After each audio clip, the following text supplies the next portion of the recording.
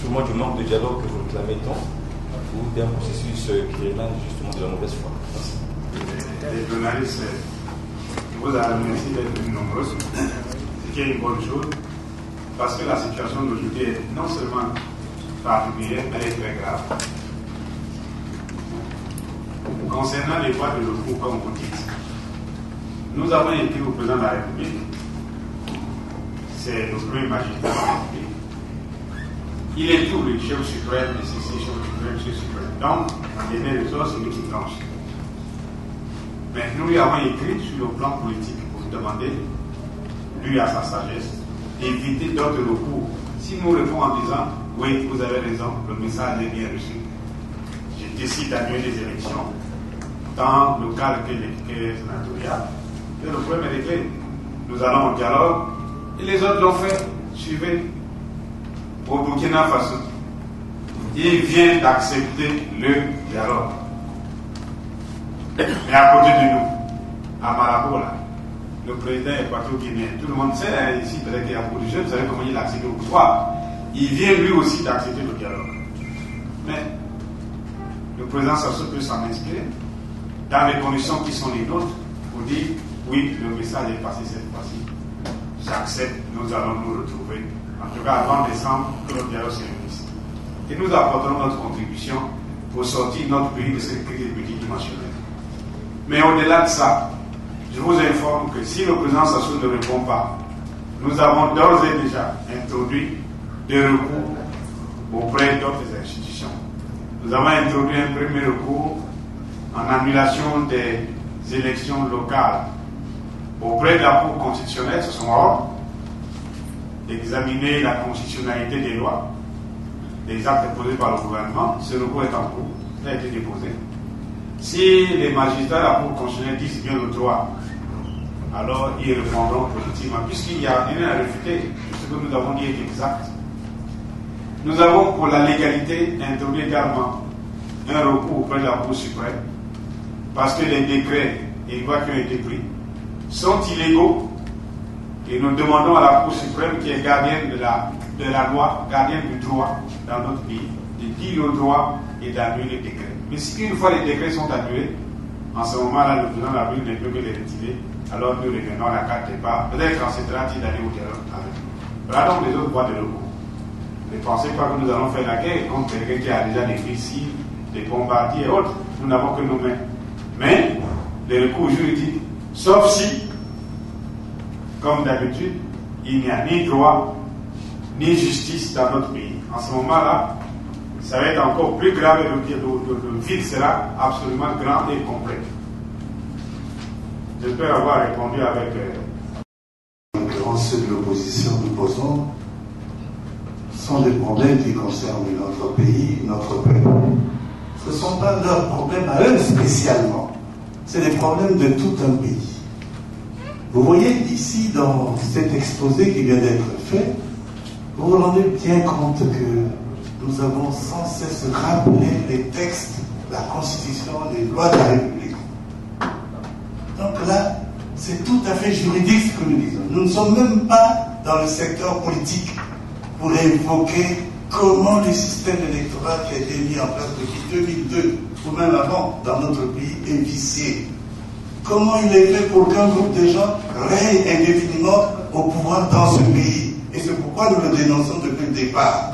Mais ici, vous voyez, dans ce que nous venons de dire ce matin, nous rappelons simplement des textes pour montrer comment expliquer qu'un président de la République, qu'un gouvernement se met de manière, j'allais dire, cynique à violer de manière aussi crue les textes de la République.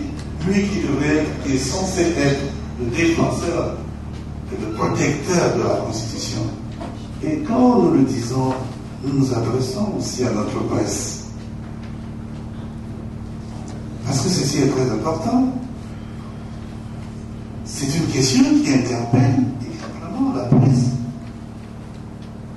Il faut que la presse prenne sa plume également pour constater avec nous que les lois et la Constitution sont violées par le président de la République et son gouvernement.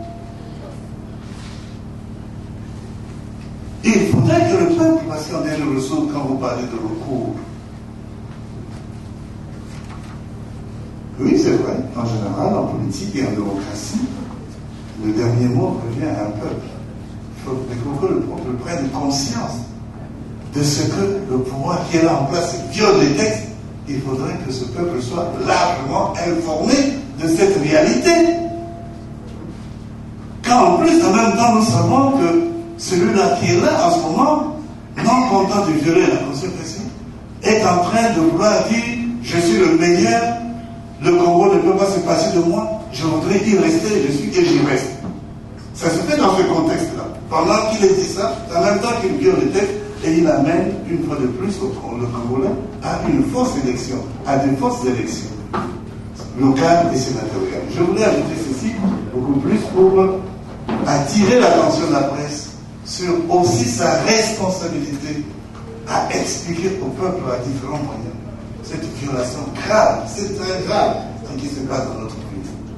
Donc ce n'est pas tant le problème de l'opposition, le problème de notre peuple, c'est notre problème à nous tous. Je voulais un peu faire ce petit commentaire. Merci. Mathias et Christophe ont déjà parfaitement répondu à la question. Je voulais juste dire une chose.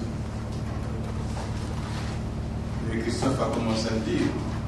Au moment où les journalistes dans ce pays sont, il faut le dire, en danger, je voulais dire que je suis solidaire de la situation des journalistes congolais. J'espère que vous n'allez pas baisser les bras, même s'il tombe sur vos têtes un certain nombre de tuiles actuellement. Vous savez à quoi je pense. Maintenant, en ce qui concerne la question posée, c'est véritablement une question liée à la démocratie dans notre pays et à l'état de droit. Quand on est dans une tyrannie, on obéit au tyran. On suit ses caprices et on respecte ses privilèges.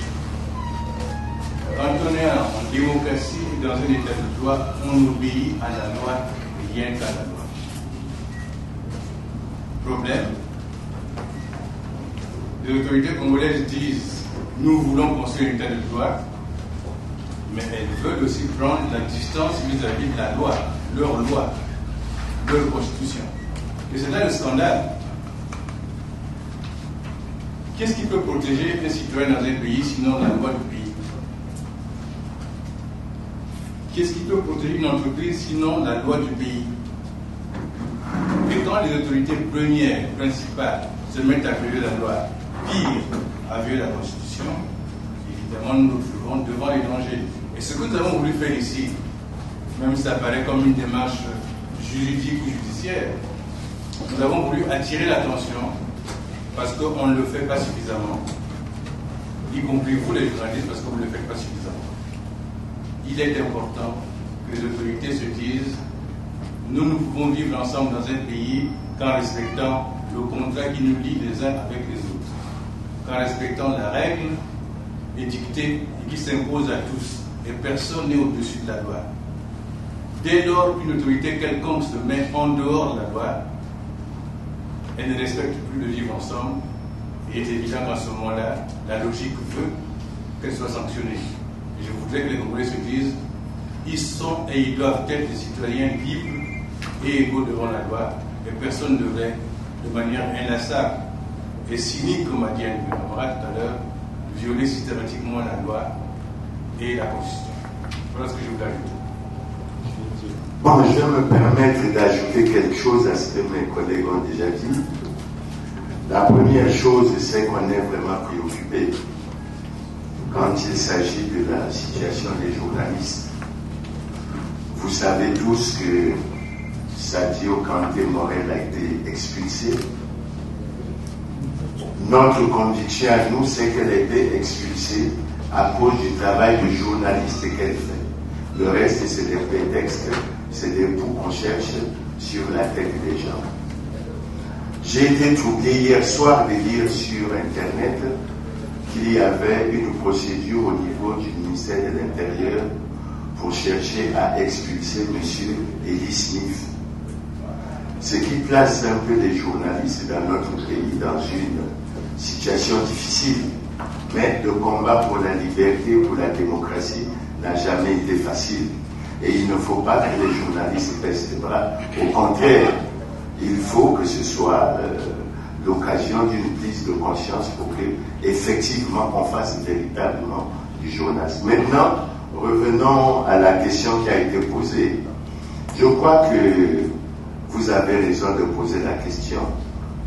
Le 7 septembre, nous avons abordé le problème des élections locales.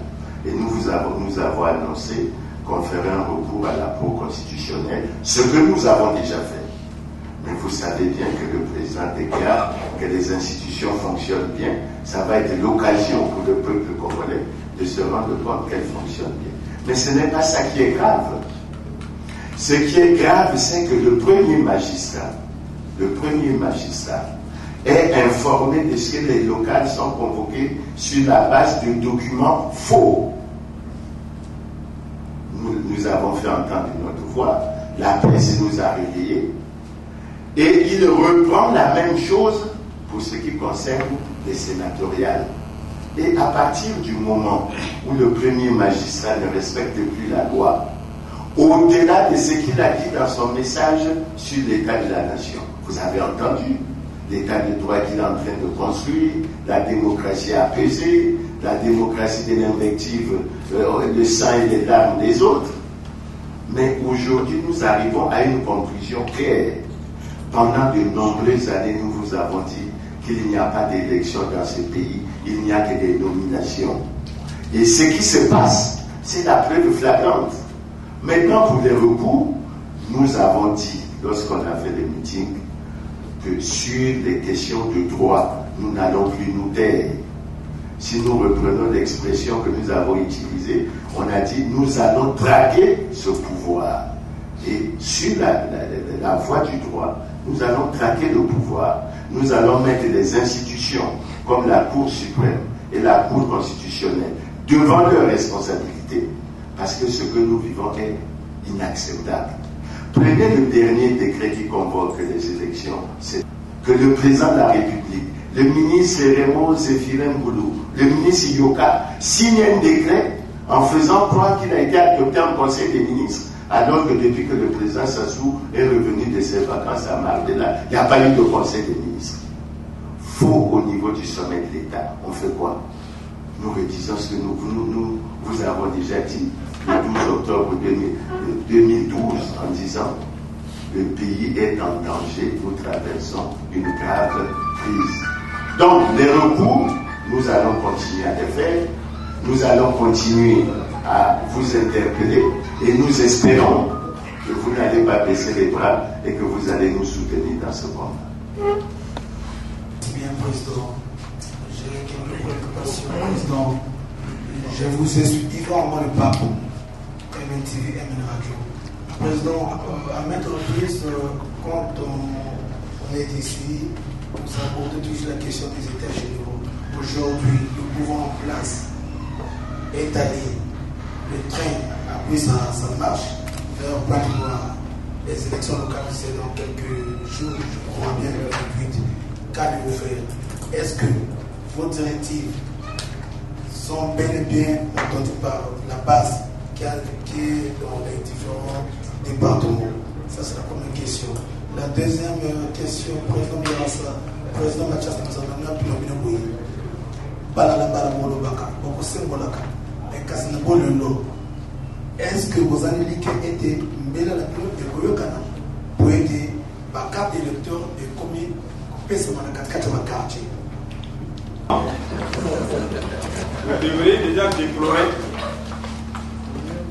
les conditions de traitement de votre collègue Élie Smith. D'abord tabassé par les bourreaux de LGB, GRB, et ensuite menacé d'expulsion. Ça, mais après Élie Smith, avec tout le monde, hein. D'abord il continue avec les journalistes, c'est là le classique. C'est tellement après les hommes politiques ou en même temps.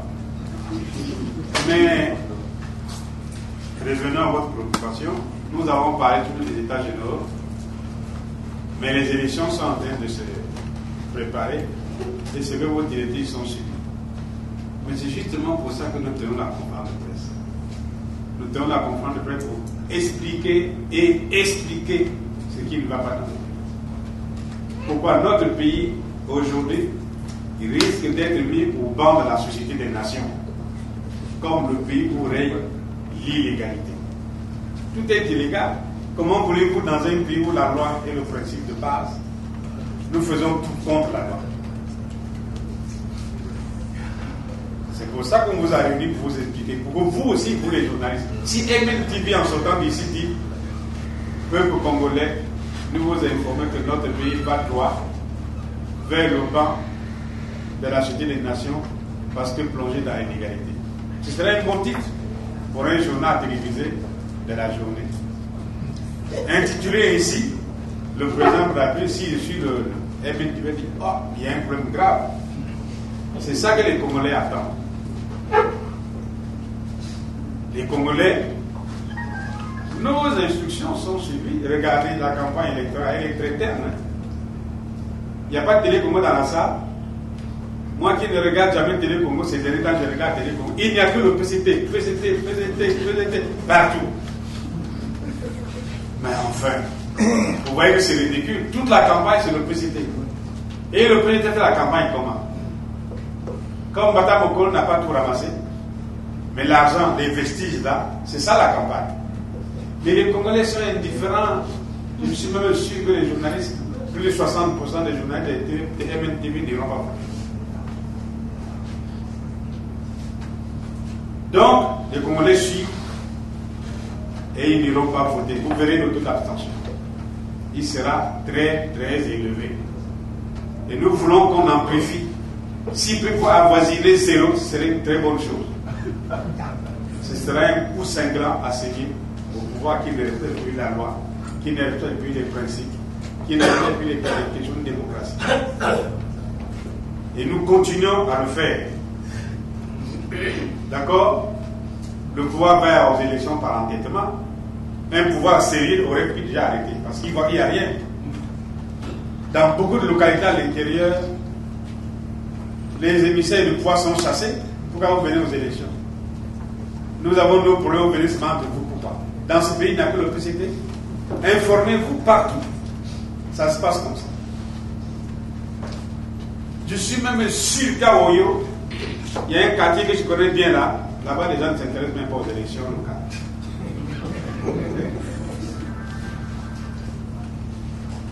Donc voilà, c'est-à-dire que ce que nous disons, le peuple écoute. Et suit. Mais il faut davantage d'explications, davantage d'informations.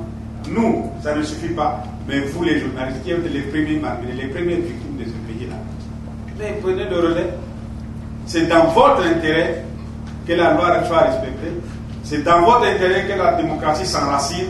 Et c'est dans votre intérêt que la paix y règne. Vous ferez très bien votre métier. Alors, soyez la bouche qui crie la désolation et la misère du peuple congolais en lui apportant l'information qu'il recherche. Donc, faisons tous route ensemble. Nous sommes sur le même train pour informer notre peuple que ça, c'est mauvais, il ne faut pas aller dans cette voie-là. Et ça sera suivi. En tout cas, si MNTV ajoute sa voix, ce sera encore mieux suivi. Ce serait une très bonne chose. Qui tu veux parler, Lingala? Non, pas forcément Lingala. Non, moi je suis étonné que la presse qui habituellement est très frénétique quand il s'agit des questions politiques reste aujourd'hui un peu tétanisée et doit reconnaître que les questions de droit, à cause de leur rectitude, quand le droit est invoqué justement, à juste titre, il ne peut appeler aucune contestation.